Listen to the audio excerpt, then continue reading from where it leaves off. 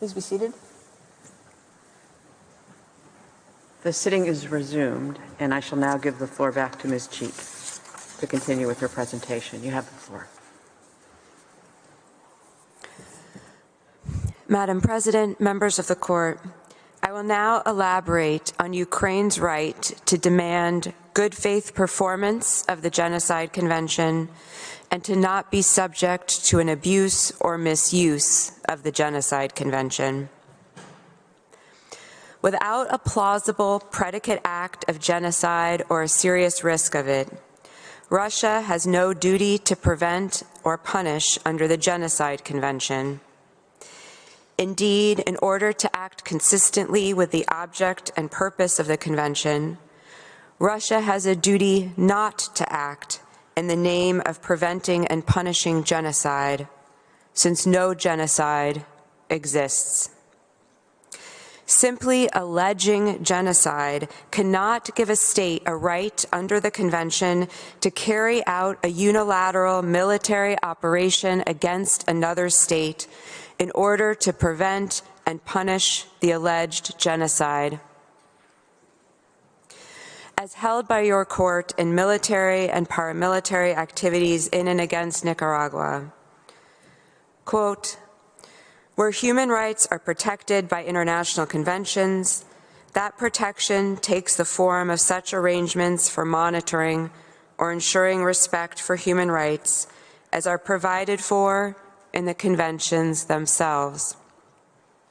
In any event, while the United States might form its own appraisal of the situation as to respect for human rights in Nicaragua, the use of force could not be the appropriate method to monitor or ensure such respect. Ukraine has a right to demand good faith performance of the Genocide Convention consistent with the Convention's object and purpose.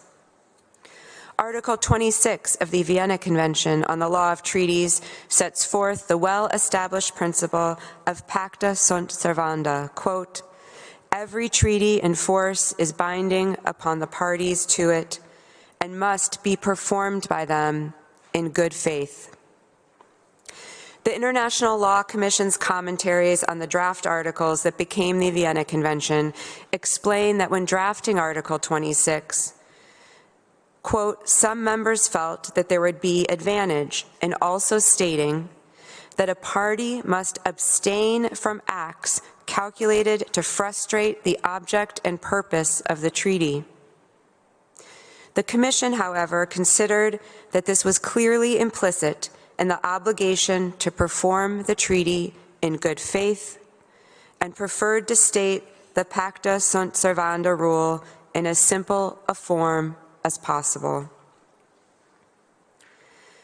Ukraine stands before you today because Russia has violated the principle of pacta sunt servanda in the performance of its rights and obligations under the Genocide Convention.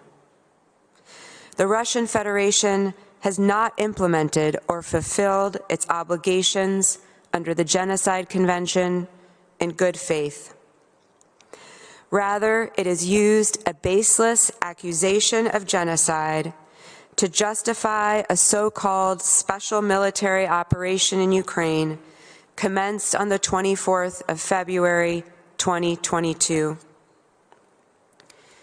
This conduct by the Russian Federation turns the Genocide Convention on its head asserting a right to commit aggression under the guise of a duty to prevent and punish a non-existent genocide is not good faith performance of Articles 1 and 4 of the Genocide Convention.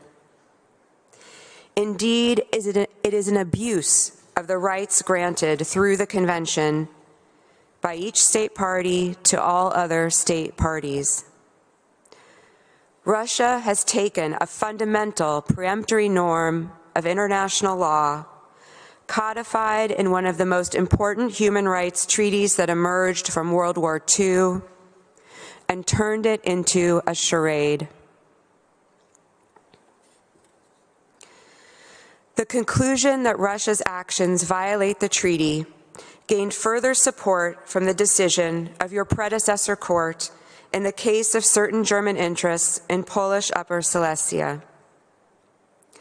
There, the court recognized that the misuse of a right was an act, quote, with the character of a breach of the treaty. Here, Russia is misusing its right, or in this case, misusing its duty to prevent and punish genocide. Russia's abuse of its obligations under the Genocide Convention has the character of a breach of the Convention. In the Gambia v. Myanmar, your court decided that the Gambia could invoke the responsibility of Myanmar under the Genocide Convention, concluding that all states have a common legal interest in the protection of rights under the Convention. Your court specifically referred to, quote, the right of any state party to seek compliance with the Convention by another state party.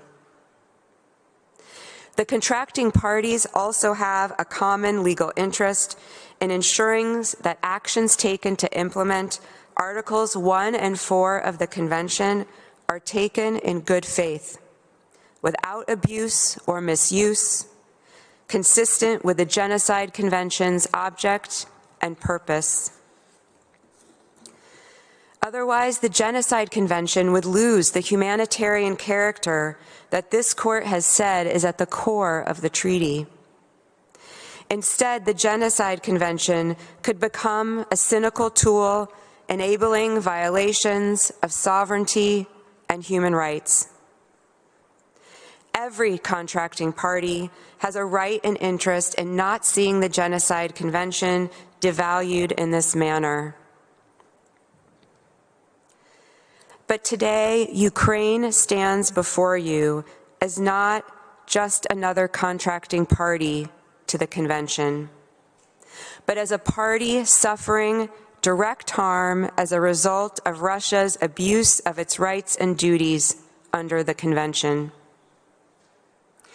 Ukraine has a right not to suffer grave harm at the hands of a contracting party that disregards the object and purpose of the Convention by falsely cloaking a military invasion as an operation to prevent and punish genocide. As the court recalled on Gabčíkovo Nožimaros, the principle of pacta sunt servanda, as reflected in Article 26 of the Vienna Convention, quote, combines two elements which are of equal importance. It provides that every treaty in force is binding upon the parties to it, and it must be performed by them in good faith. This latter element, in the court's view, implies, in this case, it is the purpose of the treaty and the intentions of the parties in concluding it which should prevail over its literal application. The principle of good faith obliges the parties to apply it in a reasonable way and in such a manner that its purpose can be realized. Applying the principle of good faith performance to this case, a contracting party to the Genocide Convention must abstain from acts that frustrate the object and purpose of the treaty. Certainly, unilateral military action against Ukraine in reliance on a fake allegation of genocide is inconsistent with the treaty's object and purpose. This is apparent if one looks to the preamble of the treaty. Instead of international cooperation, there is unilateral action. Instead of working to liberate mankind from genocide, there are Russian attacks on civilian apartment buildings, schools, and power plants. Instead of reflecting on genocide as having inflicted great losses on humanity, Russia wields the word genocide as a sword to inflict great losses on the people of Kharkiv, Chernihiv, Mariupol, Kherson, Hostomel, Volnovakha, and many others. Quite simply, Russia has not performed its solemn right and duty to prevent and punish genocide in good faith. To the contrary, it has abused its treaty rights to inflict great loss on the people of Ukraine. It is a violation of the Convention for the Russian Federation to act to prevent a genocide that does not exist. It is a violation of the Convention for the Russian Federation to carry out a military action against Ukraine to punish it for a non-existent genocide. Ukraine has a right under the Convention not to suffer from Russia's misuse and abuse of the treaty. Specifically, Ukraine has a right under the Convention not to suffer aggression, war crimes, and crimes against humanity undertaken by the Russian Federation in order to prevent and punish a non-existent genocide. Certainly, in light of the Convention's object and purpose, and the Russian Federation's obligation to perform the treaty in good faith, Ukraine's rights are at least plausible and grounded in a possible interpretation of the Convention, which is all that the Court must find at this stage for provisional measures to be appropriate. If Russia had performed its obligations under the Convention in good faith and done its due diligence to assess whether a genocide or serious risk of genocide actually existed in concreto, Russia would have found no basis to act. As this Court observed in Bosnian genocide, quote, "The notion of due diligence is of critical importance." This due diligence was not undertaken. Instead, on the 24th of February 2022, a mere 11 days ago, President Putin announced a so-called special military operation and stated that, quote, "The purpose of this operation is to protect people who, for 8 years now, have been facing humiliation and genocide perpetrated by the Kiev regime."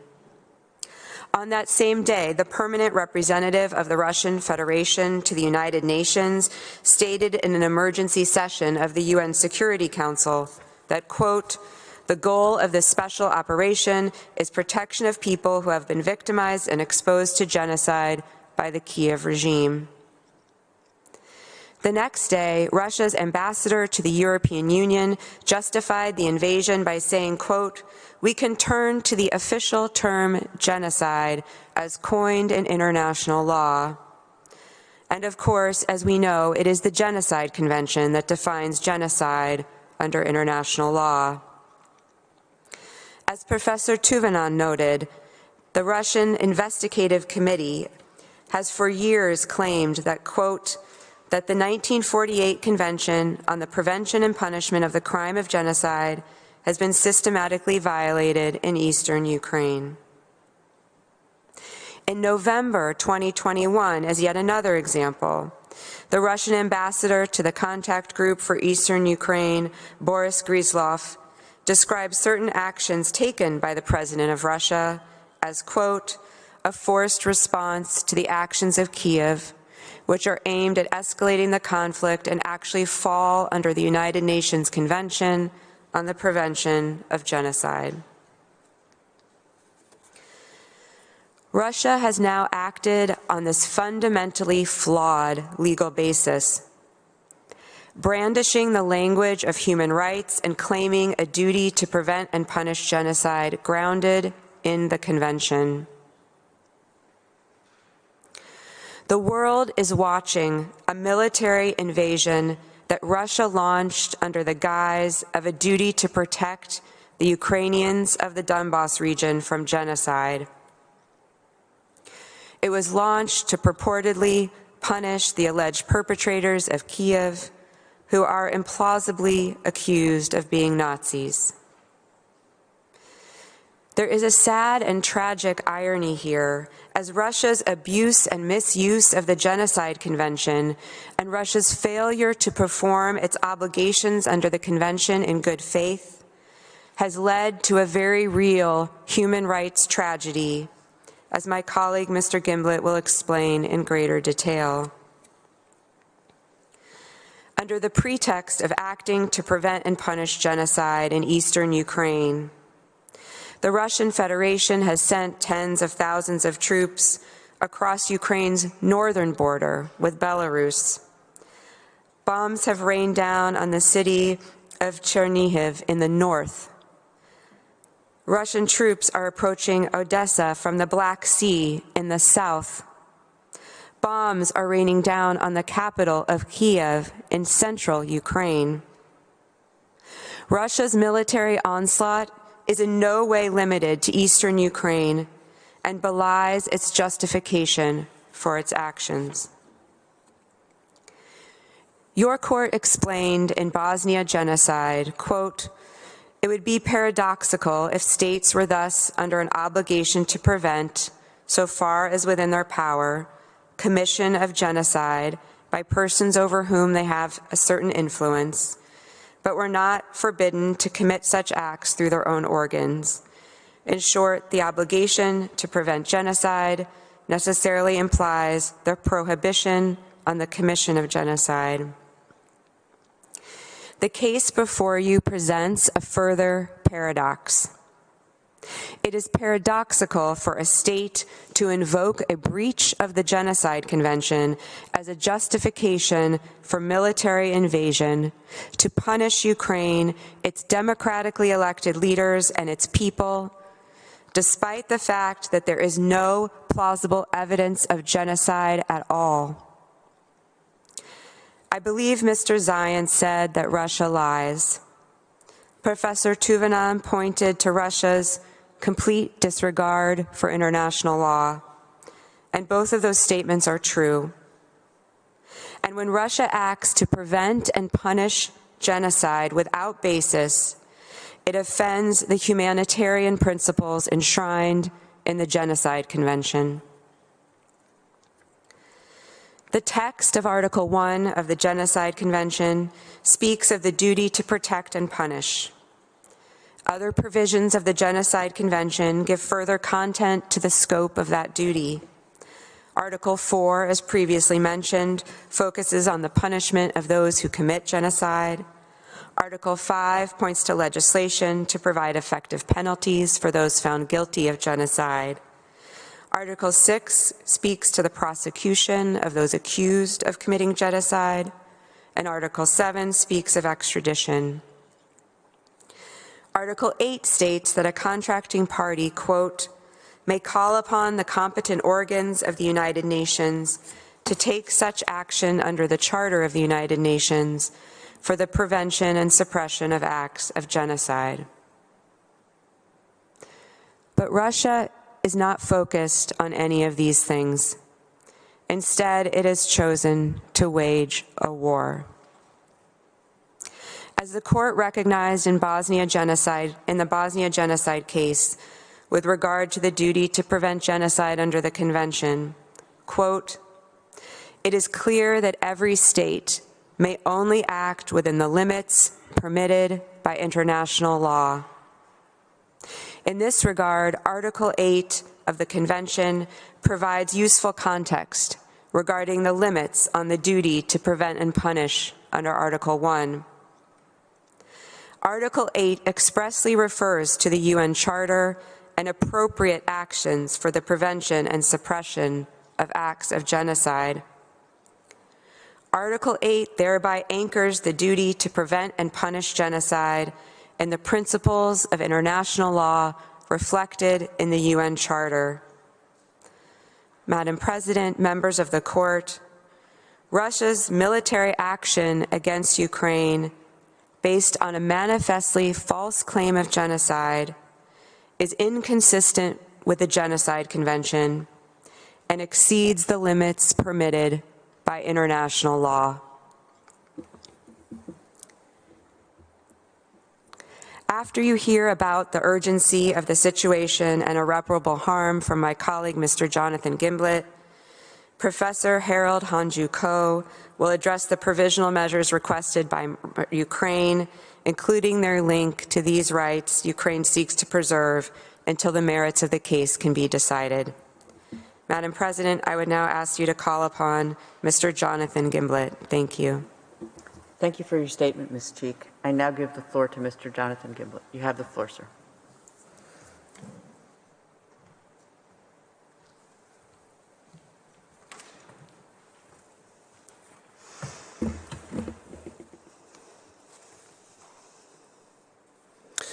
Madam President, distinguished members of the Court, it is an honour to appear before you today on behalf of Ukraine.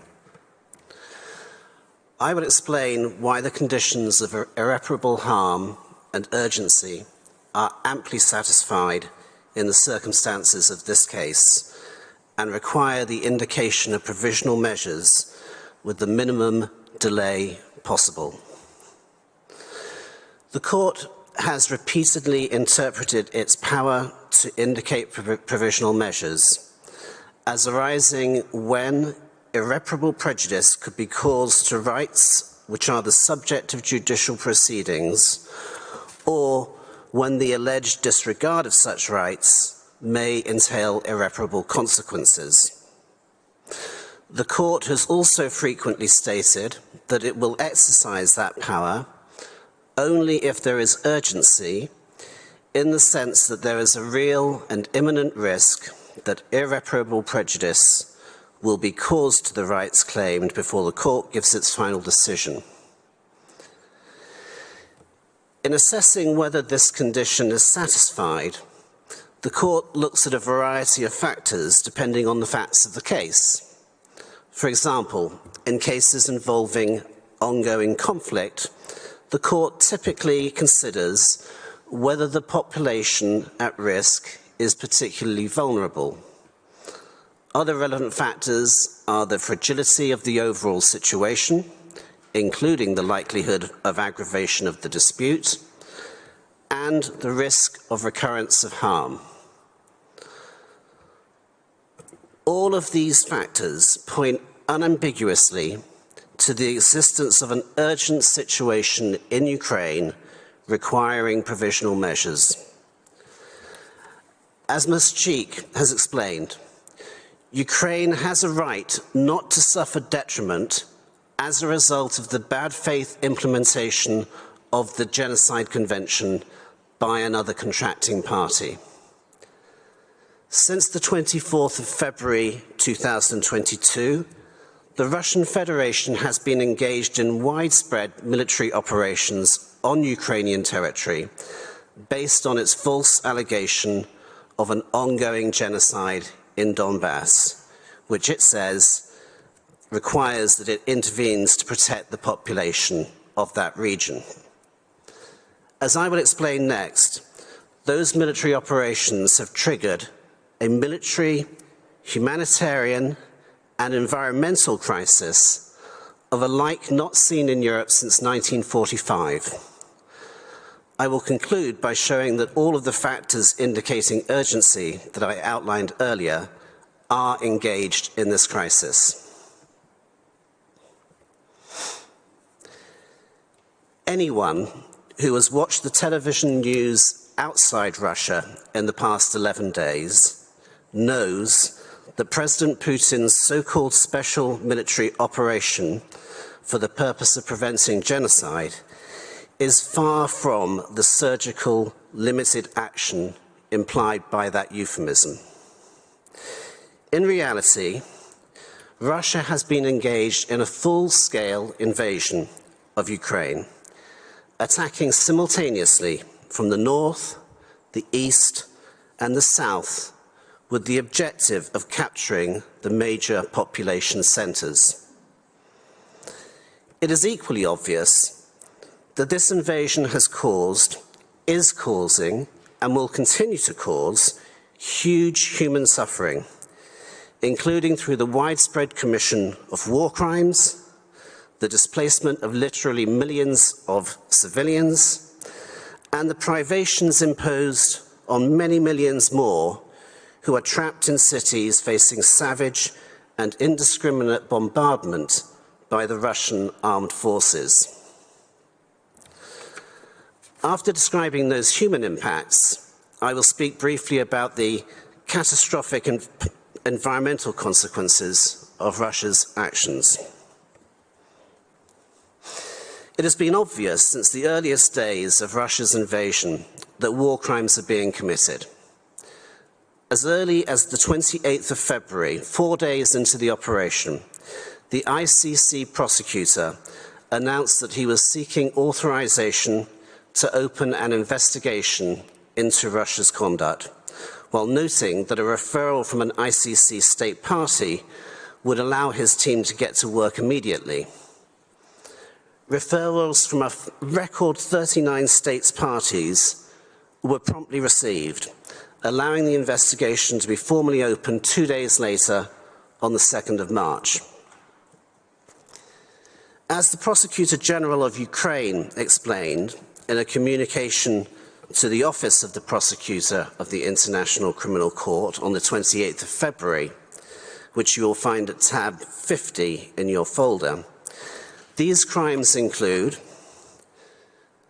willful killing of civilians, like the civilian shot in the head by a Russian soldier when he started filming a column of military vehicles on his mobile phone. Intentionally directing attacks against civilian objects, such as the civilian bus that was fired upon by Russian forces near the village of Veloky Yar in Kharkiv region on the 26th of February, killing the driver and 2 passengers and injuring 18 more. Attacking or bombarding towns, villages, dwellings or buildings that are undefended non-military objectives. For example, the attack on Kharkiv Regional Clinical Children's Hospital No. 1 on the 25th of February, which was left without electricity after being hit 20 times by Russian shells, forcing staff to ventilate numerous vulnerable patients manually. And intentionally directing attacks against buildings dedicated to religion, education, as well as against places where the sick and the wounded are collected, such as the shelling of an ambulance transporting a wounded Ukrainian serviceman in Kherson region on the 26th of February. All of these acts, documented by the Prosecutor General, are expressly prohibited by the Rome Statute. They all occurred in the opening days of Russia's so-called special military operation, before Russian forces had closed in on densely populated civilian areas. Similar war crimes from this initial period of the conflict have also been reported by NGOs active in the field, including New Direction, whose report you will find at tab 51 of your folder. I'm afraid, though, that much, much worse has happened since these incidents and is yet to come. Having failed to secure their military objectives in the first week of their invasion, Russia today is resorting to tactics reminiscent of medieval siege warfare. encircling cities, cutting off escape routes, and pounding the civilian population with heavy ordnance. Today, that is the fate of Mariupol, as reflected in this photograph. According to the town council there, the situation is dire. Mariupol continues to live without electricity, water, and heating due to constant shelling by the Russian occupiers. Twice in the last 2 days, Russia has agreed to open a humanitarian corridor out of Mariupol, only to resume shelling so that civilians could not use it. Today, Mariupol. Tomorrow, or the day after, it may be the turn of Kharkiv and Kiev. These next two photographs, for example, show the damage already inflicted by Russian artillery on residential apartments in Kharkiv and in Borodyanka, a town on the approach road to the Ukrainian capital. The inevitability of further war crimes, if this carnage continues, is guaranteed by the indiscriminate nature of the weapons Russia is already using and others it has deployed to the battlefield, but whose use has not yet been confirmed. GRAD, multi-launch rocket systems, have been implicated in numerous attacks on civilian targets across Ukraine.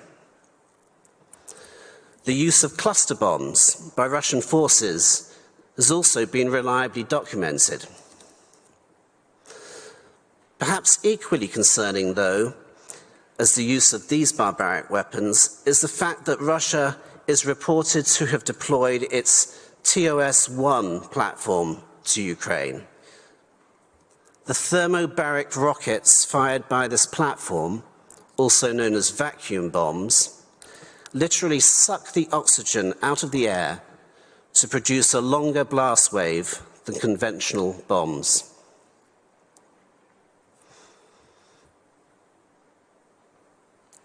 Inevitably, this level of violence unleashed by the Russian Federation has created a massive humanitarian crisis.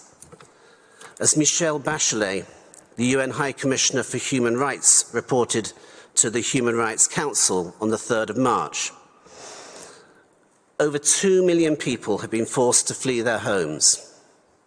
1 million, according to UNHCR estimates, are internally displaced. A further 1,040,000 refugees have sought safety in neighbouring countries in the past 7 days, often after travelling for days by bicycle or on foot in freezing conditions.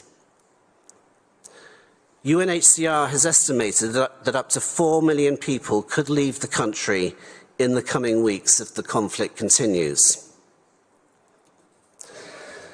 The scale and speed of this refugee crisis is unprecedented in recent European history.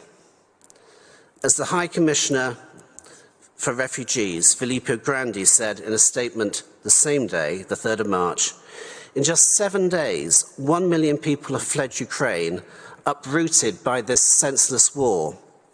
I have worked in refugee emergencies for almost 40 years, and rarely have I seen an exodus as rapid as this one. Indeed, so fast-moving is this crisis that by the 5th of March, just 2 days later, the UNHCR website was recording that more than 1.5 million Ukrainians had sought refuge in neighbouring countries. These raw statistics do not tell the full story of human misery involved in the refugee crisis, with families separated and homes abandoned, perhaps never to be seen again. The TV footage of fathers waving goodbye to their wives and children after putting them on pack trains to Western Ukraine, while they stay behind to fight the Russian army, is nothing less than heartrending. But the impact on internally displaced people, though massive, is only part of the story. Less visible, but potentially far more deadly, is the humanitarian crisis now developing in the numerous Ukrainian towns and cities ringed by Russian forces. For this much larger number, the present is grim, exposed to the indiscriminate firepower of Russian artillery, with food running short, and in some cases, water and electricity turned off by their assailants.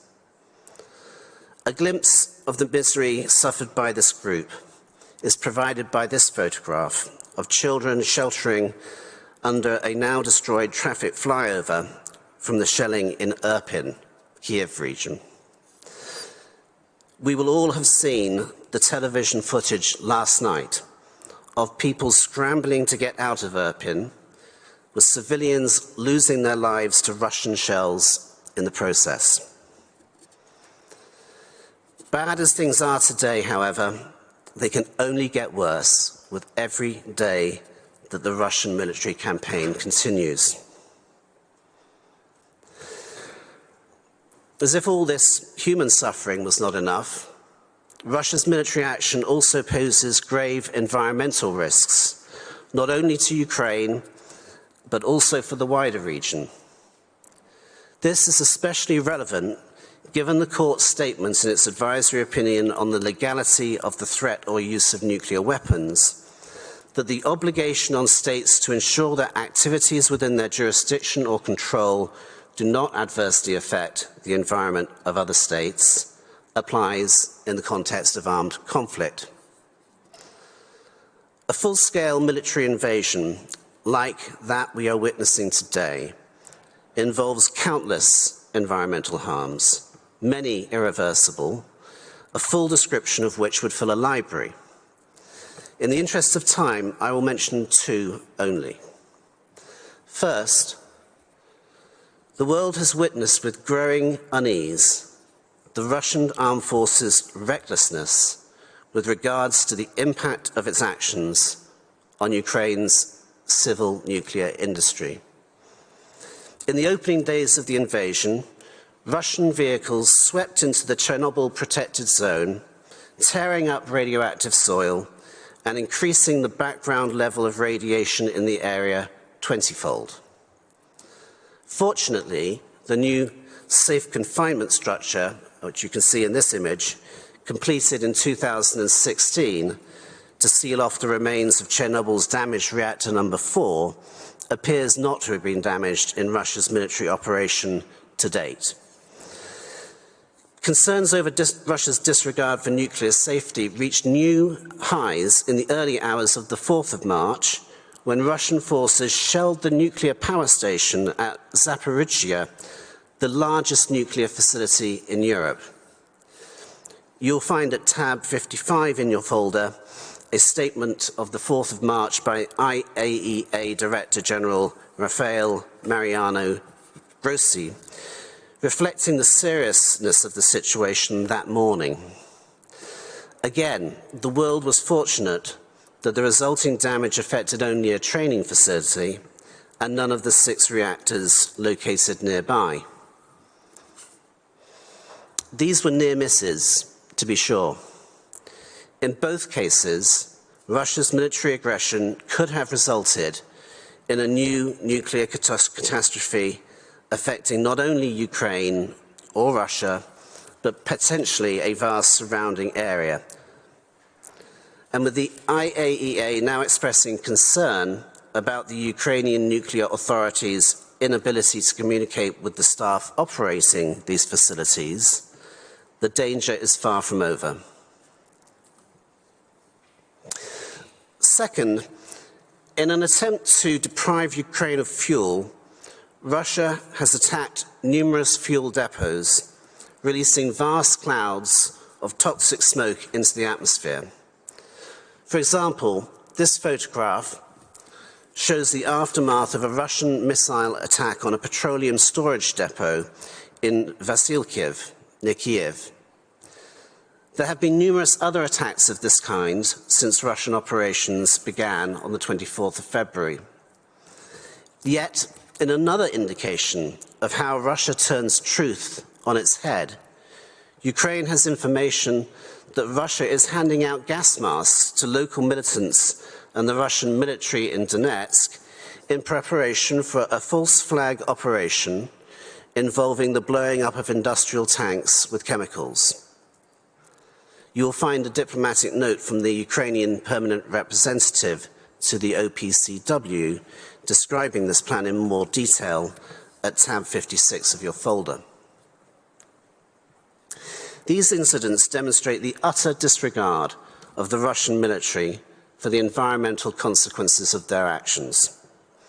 The longer their operations continue, the more likely it becomes that this disregard will translate into an environmental disaster of epic proportions, with severe and enduring results.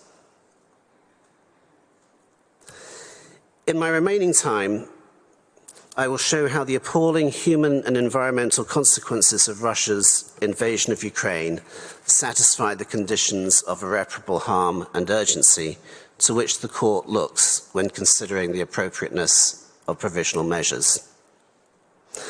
First, there can be no doubt that much of the harm currently being inflicted on Ukraine based on false allegations of genocide will be irreparable.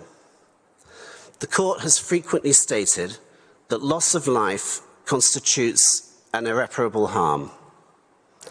Thousands of people have already been killed in this conflict.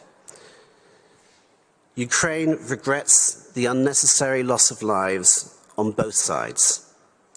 While neither the Ukrainian military or civilian population provoked this conflict, and while they will do everything in their power to repel the invasion now directed against them, it is equally true that many Russian soldiers had no idea what mission their deluded leadership was sending them into. The sad fact, however, is that with every day that passes, more lives will be lost, and probably at an accelerating rate. Alongside the loss of life, for millions of Ukrainians, life will never be the same again. For the million who have fled to neighbouring countries, there can be no certainty that they will ever return to their homes, or if they do, that those homes will still be standing. Those who have been separated from family members left behind in Ukraine cannot know if they will ever see those relatives safe and well again. For both the refugees and those unfortunate enough to be trapped in Ukrainian cities awaiting a Russian military onslaught, the future promises lasting psychological trauma.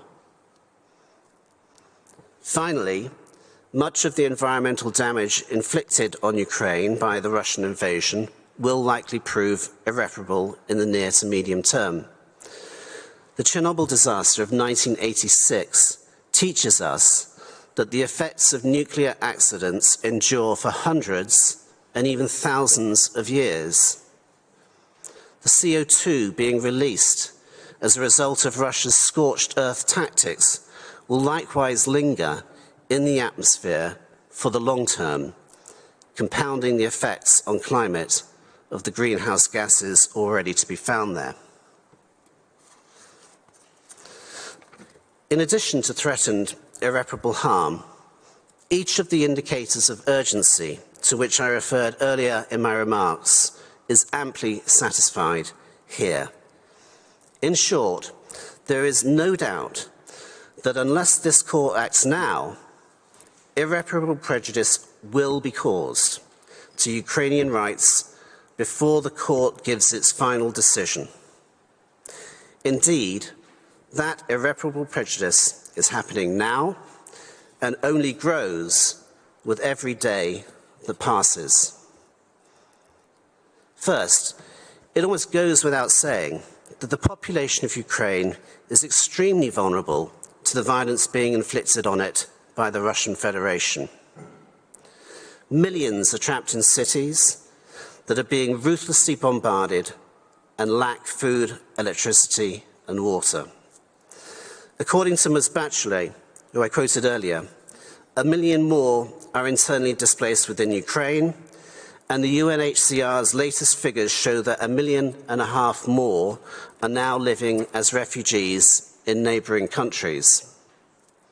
It is hard to conceive of circumstances in which a civilian population could be more vulnerable than this. Second, the overall situation is extremely fragile, and the risk of aggravation of the crisis is acute. Ukraine stands on the verge of a slaughter of more innocent civilians. As we have seen in Mariupol in recent days, just as we did in Aleppo in the not-so-distant past, Russia has no compunction, once it has surrounded a city, in simply bombing it into oblivion. Kiev, Kharkiv, and maybe Odessa are next on the list for similar treatment and have vastly greater populations, most of which are still sheltering within those cities. Bad enough as that is, the fragility of the situation reaches beyond Ukraine, into Europe and across the world. Neighbouring countries may well be destabilised by the resulting humanitarian crisis as the conflict enters its next stage. A nuclear or other environmental accident triggered by Russian military action would have consequences across the region.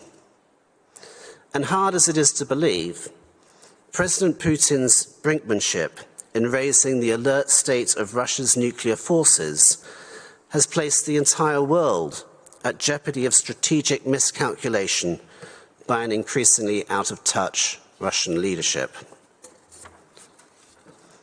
Finally, the harms already suffered by the Ukrainian people will recur on a daily basis until Russia's invasion stops.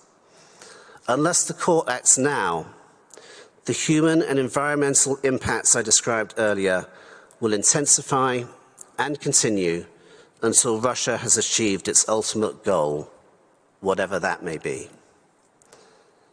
In conclusion, Madam President, distinguished members of the court, Ukraine submits that this is an urgent case and that the court should act immediately to prevent foreseeable, irreparable harm by indicating provisional measures. My colleague, Professor Harold Honju-Ko, will explain why the provisional measures we request are appropriate under these urgent circumstances, and I ask you, Madam President, to give him the floor next. Thank you for your statement, Mr. Kimball. I now give the floor to Professor Harold Honju-Ko. You have the floor, Professor.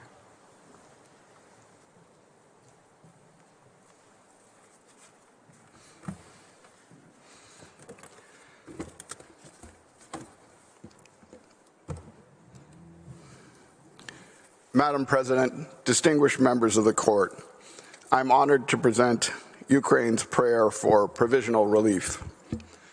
This court is no stranger to tragedy, but it is rare when you confront a case that combines such callous brutality with such brazen illegality. As you've heard, this case is fundamentally about Russia's lies. Russia lies about the facts when it claims that Ukraine is committing genocide. Russia lies about the law when it claims that its obligation to prevent genocide entitles it to launch a punitive special military operation against so-called neo-Nazis that we all recognize as an offensive war of aggression and atrocity against Ukraine's peaceful people. Our presentation has provided an anatomy of those lies. As Professor Tuvinen explained, Ukraine contests both Russia's factual lie and its legal lie, thus creating the dispute relating to the interpretation, application, or fulfillment of the Genocide Convention that vests this court with prima facie jurisdiction. You've heard from our agent, Mr. Korynevych, and Mr. Zayats about Russia's reign of terror throughout Ukraine, while the whole world watches. The effort to disguise that illegality by the illegal recognition of the LPR and the DPR, and the absurd lie that it is Ukraine that's committing genocide against its own people. In our other ongoing contentious action, we presented to you the precursors to these horrors, but the world's failure to set limits on Russia's past adventurism has only emboldened President Putin to move beyond the financing of terrorism in the Donbass and pervasive racial discrimination in Crimea to commit even more flagrant, brutal violations of international law throughout Ukraine. Ms. Cheek's presentation identified Russia's bad faith abuse of the Genocide Convention and the plausible rights that will be the subject of the proceeding on the merits. And Mr. Gimblett just explained why the situation on the ground is so urgent and the harm to Ukraine's people so devastating and so irreparable. So all three prerequisites for the indication of provisional measures under Article 41 are satisfied: prima facie jurisdiction, plausible rights, and irreparable harm. Which brings us to the language of Article 41, which grants this court power to indicate such provisional measures as are appropriate, quote, if it considers that circumstances so require, close quote.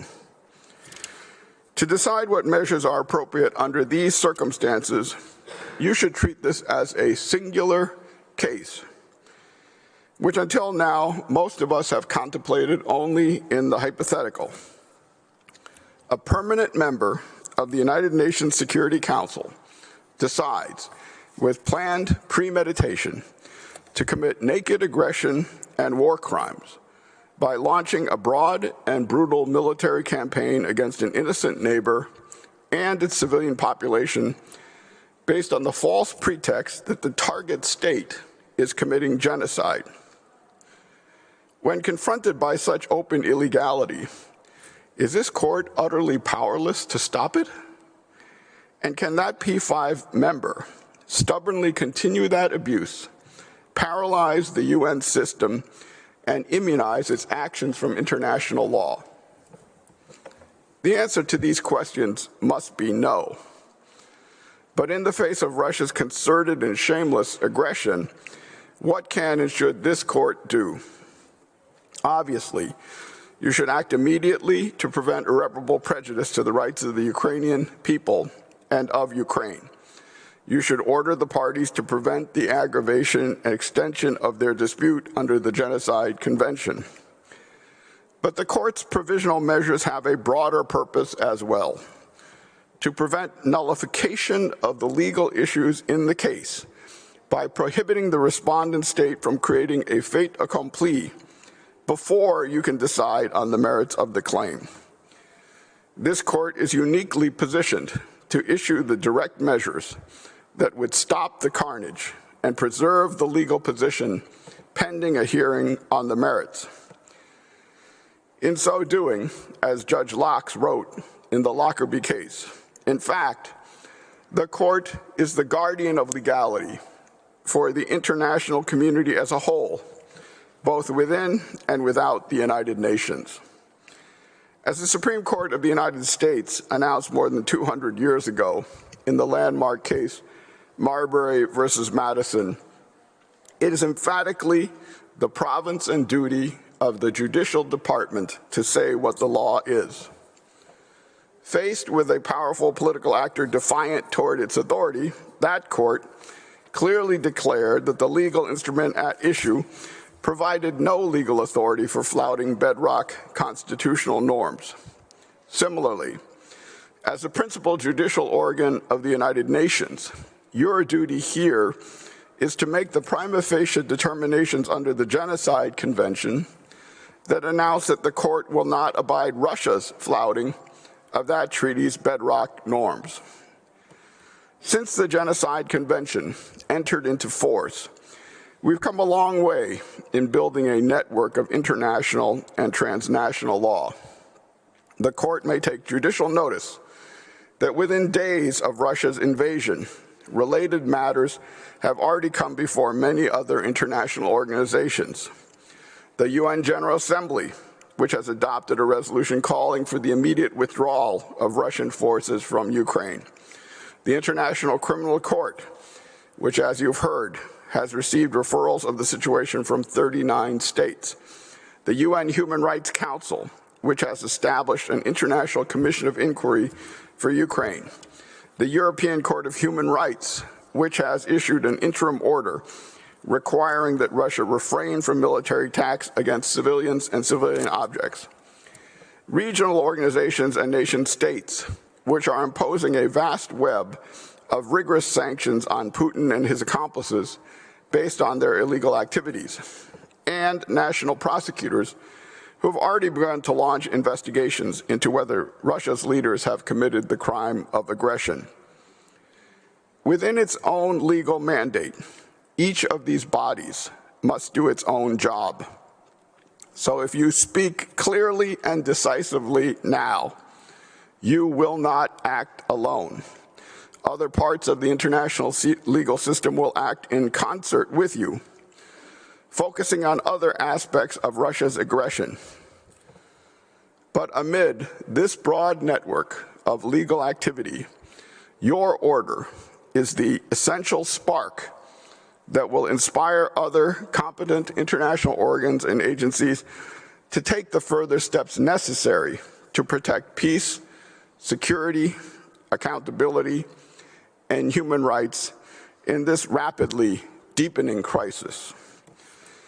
For that reason, we ask you clearly to declare, prima facie, that there is a dispute between Ukraine and the Russian Federation relating to the interpretation, application, and fulfillment of the Genocide Convention.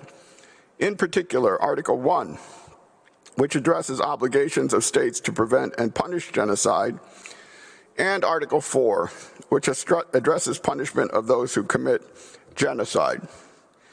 Ukraine further disputes that Russia has any lawful basis whatever to take its military action in and against Ukraine for the claimed purpose of preventing and punishing genocide. Whether or not Russia chooses to appear, declaring the existence of a prima facie dispute between these two countries is warranted in this case. Ukraine further asks that you find no plausible evidence that Ukraine has committed the non-existent genocide for which it has been accused. In particular, first, that no acts of genocide, as defined by the convention, have been committed in the Luhansk and Donetsk oblasts of Ukraine. Second, that it is plausible that the special military operation declared and being currently carried out by the Russian Federation is based on a false and fabricated claim of genocide that has no basis in the convention. Not only is there no serious risk that genocide will be committed by Ukraine, there is no risk whatsoever. Third, that lawfully the Russian Federation cannot take any action under the Genocide Convention, military or otherwise, in or against Ukraine for punishing or preventing an implausible alleged genocide based on its false claims of genocide in Luhansk and Donetsk. In so indicating, the court should make clear that under the convention, the targeting of Ukrainian civilians and civilian infrastructure can never, under any circumstance, be a lawful exercise of a country's obligation to prevent genocide.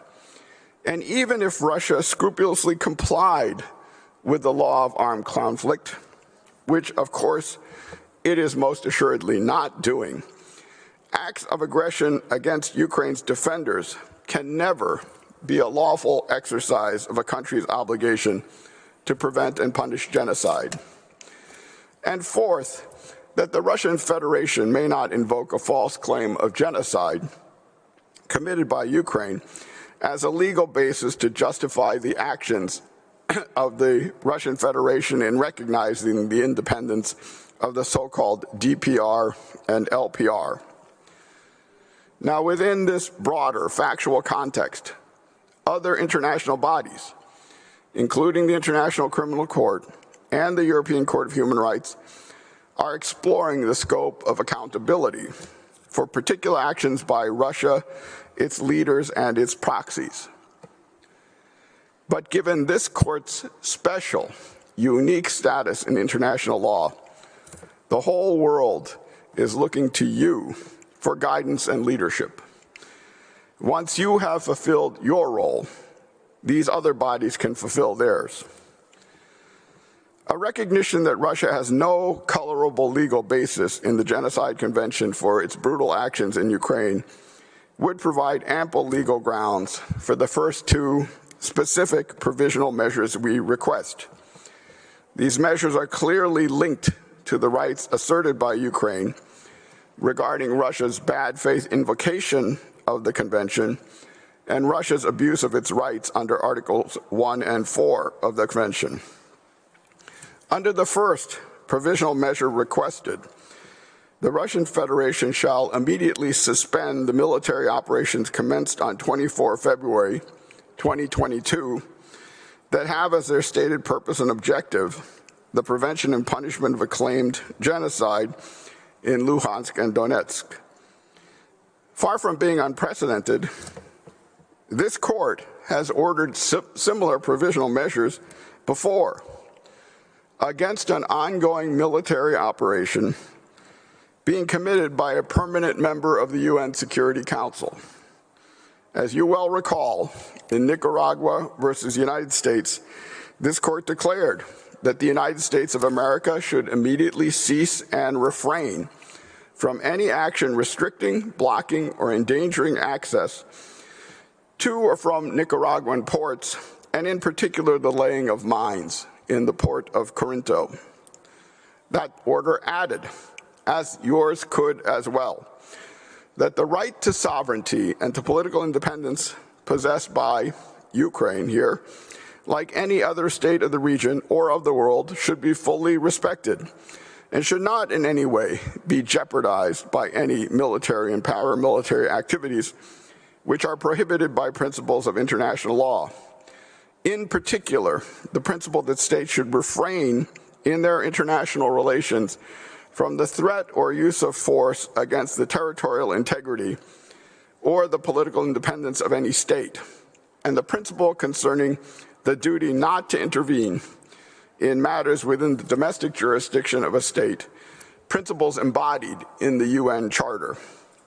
In October 2008, this court ordered both Russia and Georgia, as parties to the armed conflict in South Ossetia, to do all in their power to ensure that public authorities and public institutions under their control or influence not engage in acts of racial discrimination. And the court ordered similar relief when indicating provisional measures in Congo versus Uganda, declaring that both parties must forthwith take all measures necessary to comply with all of their obligations under international law, in particular those under the UN Charter. Second, Ukraine requests that the Russian Federation shall immediately ensure that any military or irregular armed units which may be directed or supported by it, as well as any organizations and persons which may be subject to its control, direction, or influence, take no steps in furtherance of the military operation which have as their stated purpose and objective preventing and punishing Ukraine for committing genocide. Recently, in the Gambia v. Myanmar, the court's provisional measures order similarly extended not just to members of the respondent states' military, but also to the same group of other actors, any irregular armed units which may be directed or supported by it, and any organizations and persons which may be subject to its control, direction, or influence. In issuing this second provisional measure, the court should take account that no purported obligation to prevent genocide or any other manufactured legal justification could justify either the deliberate targeting of Ukraine's democratically elected political leaders or Russia's failure to take all necessary precautions in attack resulting in de facto targeting of those leaders. And there should also be no doubt that no act in this war is lawful or authorized by the Genocide Convention, so that the only way to preserve the status quo and protect Ukraine's rights is to order a complete suspension of Russia's military operations. Again, this is not unprecedented. The court has regularly given direction to parties regarding the movements of armed forces and personnel in ongoing military operations. In Cambodia versus Thailand, the Priya Vihir case, in 2011, the court issued an order on provisional measures nearly 50 years after the operative judgment, directing that both parties shall immediately withdraw their military personnel currently present in the provisional demilitarized zone and refrain from any military presence within that zone and from any armed activity directed at that zone. Similarly, in Burkina Faso versus Mali, the court ordered both governments to withdraw their armed forces to such positions or behind such lines as may be determined by an agreement between the governments or failing such an agreement by the chamber.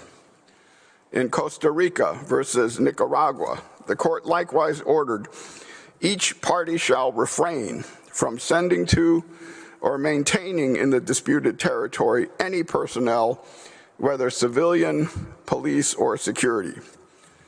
Madam President, members of the court, there is a clear link between these first two provisional measures that Ukraine requests and the plausible rights Ukraine seeks to preserve while its application is pending.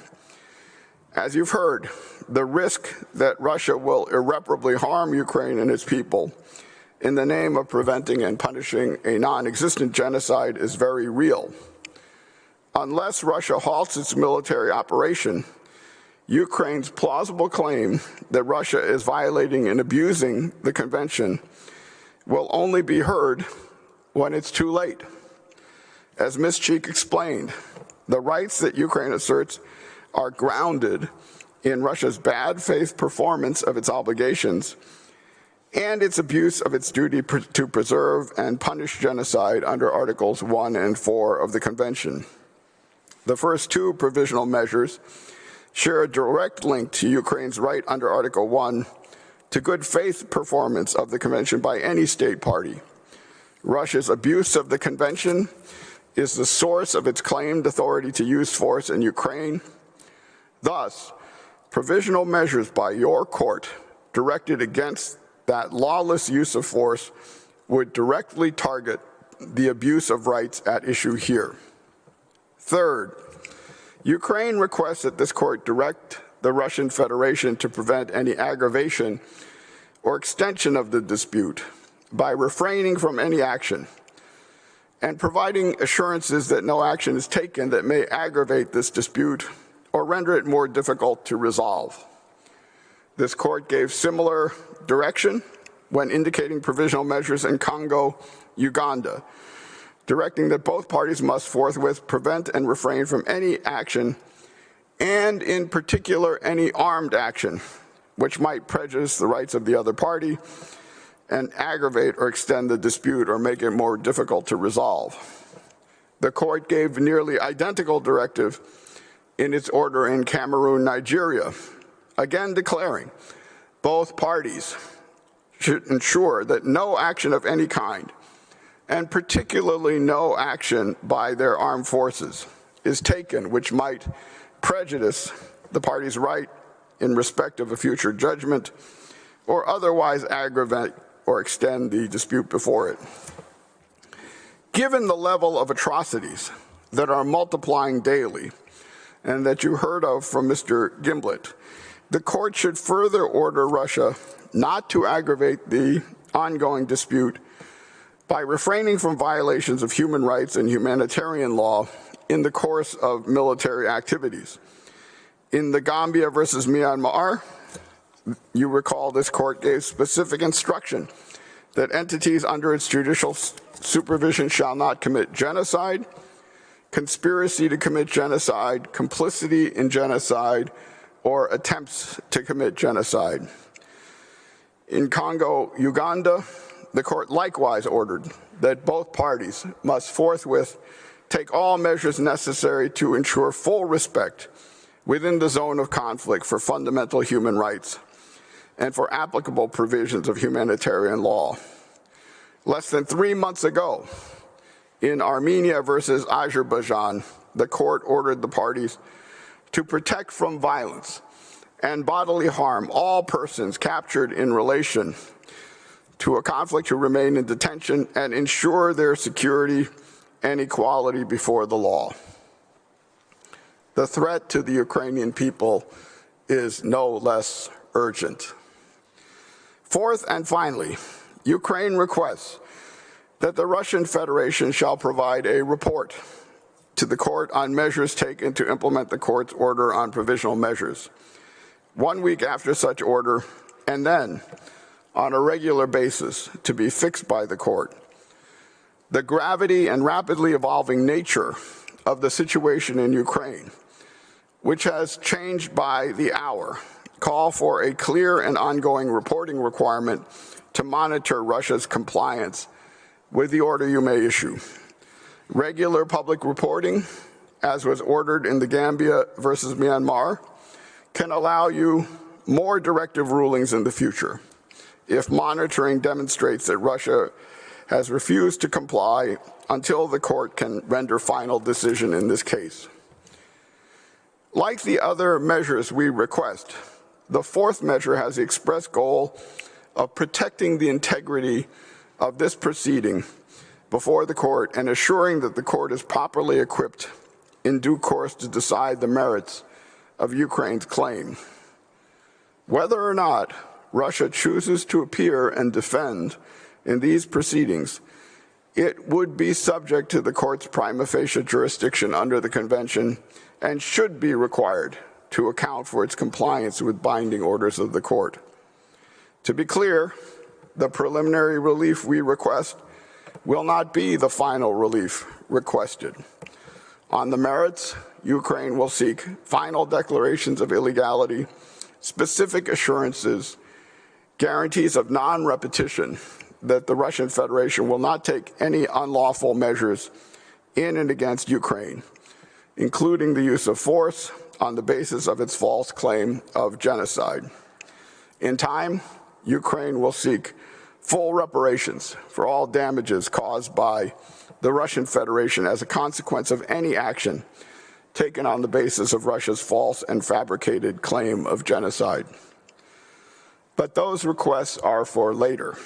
For now, we ask not that you give final relief, only that you indicate provisional measures in such a way that leaves that possibility open.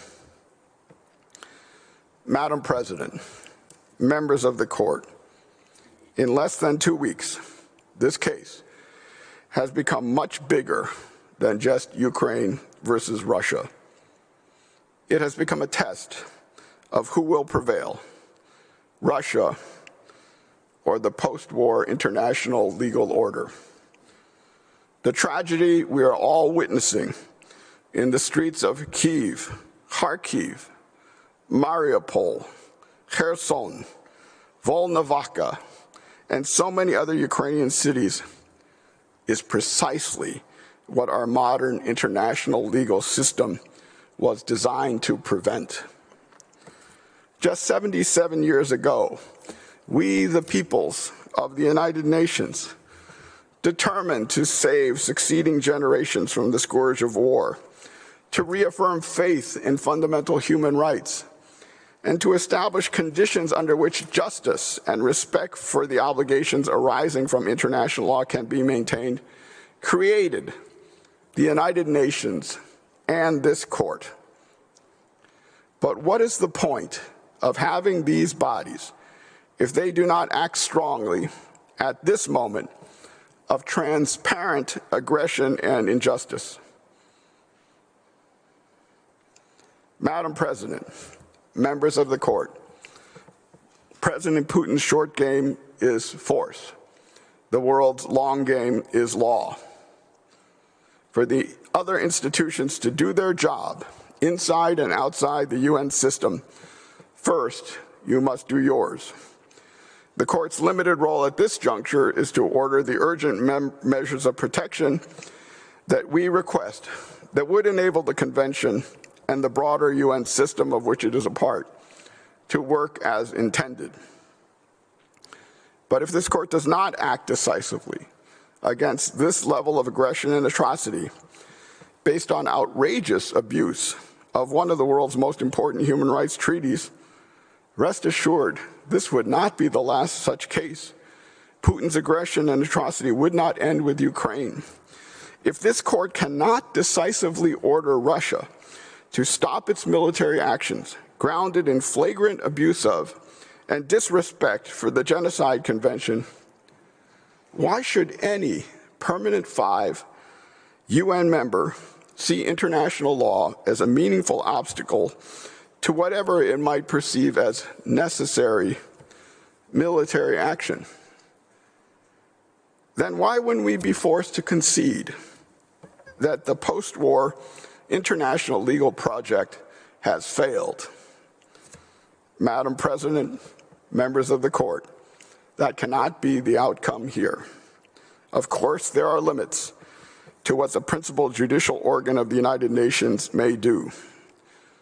But by issuing decisive provisional measures, you can meaningfully preserve the status quo, follow precedent, while leaving room for complementary action by other international bodies. The provisional measures Ukraine requests are reasonable, achievable, and grounded in the very measures you've granted in the past. You have undeniable legal authority to act. Anything less would fail to vindicate the rule of international law under these most dire of circumstances. For all of these reasons, we ask you immediately to issue the provisional measures order that Ukraine so urgently requests. Madam President, members of the court, the world awaits your actions. I now ask you to give the podium to our co-agent, Ms. Zolotaryova, who will present Ukraine's final submissions. Thank you. I thank Professor Ko, and I now give the floor to the co-agent of Ukraine, Ms. Oksana Zolotaryova. You have the floor, madam.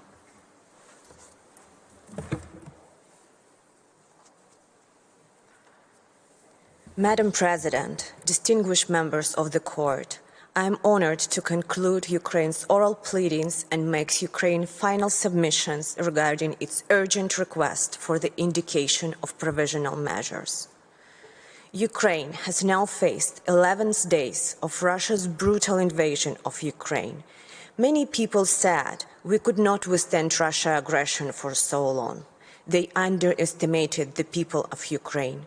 They underestimated our spirit, our unity, our devotion. Ukrainian heroes are bravely defending Ukraine, and we will keep defending Ukraine until the aggressor leaves. Ukraine is being supported by the civilized world. We are grateful to each and every act and effort to support Ukraine, but we need more help. We need more help from our allies. We need more help from every institution in the world. That includes this court. Your power to act is clear. To defend actions that are indefensible, the Russian Federation fabricated allegations of genocide out of nothing. It used this horrible lie as a pretext for its unlawful assault on Ukraine. In doing so, Russia cynically abused the Genocide Convention. Russia twisted the crime of genocide to justify the crime of aggression. In the name of preventing and punishing the crime of genocide, Russia is committing war crimes and crimes against humanity. Ukraine has come here before you, the World Court, to seek urgent protection for everyone who lives in Ukraine. As Professor Tuvenan explained, there is no doubt a legal dispute under the Genocide Convention. As Mr. Zain showed, the reports of UN missions and other natural observers confirm that Russian allegation of genocide is absurd.